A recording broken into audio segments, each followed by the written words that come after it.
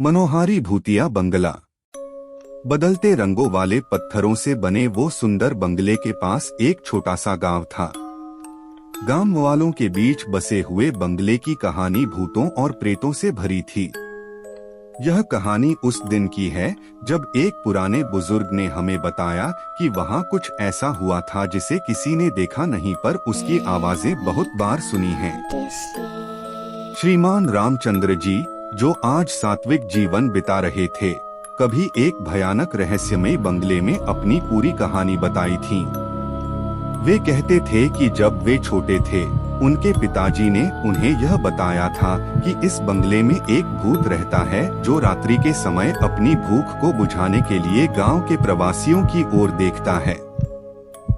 वे बताते थे कि बंगले के अंदर की वातावरण रहस्यमयी होती थी। अगर कभी रात को इसे अकेले में पार करना पड़ता था तो आपकी हृदयघातक चीख निकल जाती थी। इसके अलावा श्रीमान रामचंद्र जी के कहने के मुताबिक अकस्मात ध्वनियां और भूतों की आवाजें भी सुनाई देती थीं। वे कहते थे कि इस बंगले में रहने वाले कई लोगों ने भूतिया हादसों का सामना किया है, परंतु किसी को भी इसका सच्चाई साबित करने का मौका नहीं मिला है।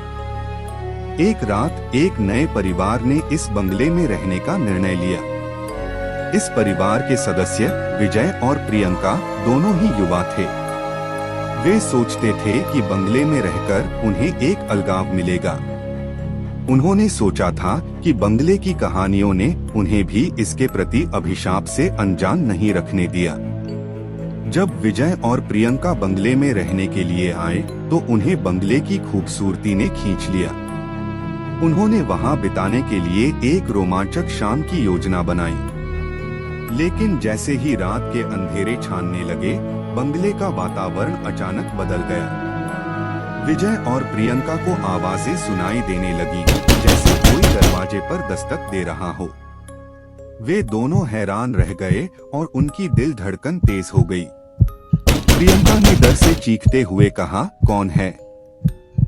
कौन है वहाँ?" परंतु कोई उत्तर नहीं आया। तब विजय ने धीरे से दरवाजे को खोला और देखा कि कोई नहीं है। वे हैरान रह गए। वे लोगों के पास जाकर बताने का निर्णय लिया, लेकिन किसी को उन पर विश्वास नहीं हुआ। कुछ लोग तो उन्हें मजाक बताने लगे, लेकिन विजय और प्रियंका जानते थे कि कुछ अन्य है। वे बंगले में निवास करते रहे, परंतु रात के समय वे हमेशा आवाजें सुनते रहते थे। दरवाजों की घंटी बजने की आवाज कदाचित किसी आध्यात्मिक अस्तित्व की पुष्टि थी। एक रात विजय और प्रियंका बंगले की पुरानी पुस्तकों को खोज रहे थे। तभी उन्हें एक छिपी हुई किताब मिली जिसमें उस बंगले की पूरी कहानी लिखी थी। उसमें लिखा था कि बंगले के निवासियों ने कई रातों तक भूतों की आवाजें सुनी हैं और वहां के प्रवासियों की तस्वीरें अचानक बदल जाती थीं। धीरे धीरे विजय और प्रियंका ने बंगले की सच्चाई जानने का निर्णय लिया।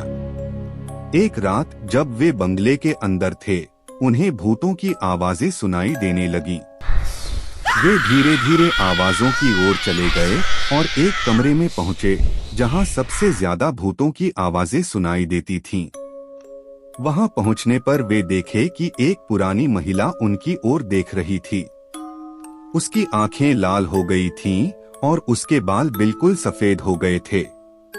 उसने विजय और प्रियंका की ओर हाथ बढ़ाया और कुछ कहा, परंतु उन्हें आवाज नहीं आई।